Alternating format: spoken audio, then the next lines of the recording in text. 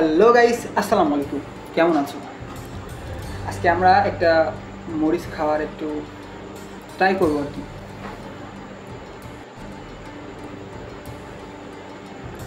এটা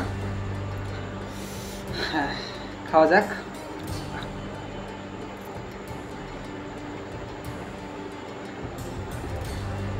হুম,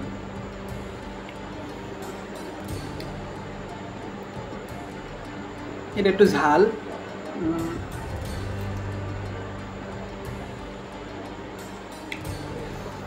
সাথে একটু হালকা টক টক আছে এবং কিছুটা পানসে আকারের টেস্ট। খারাপ না, ভালো।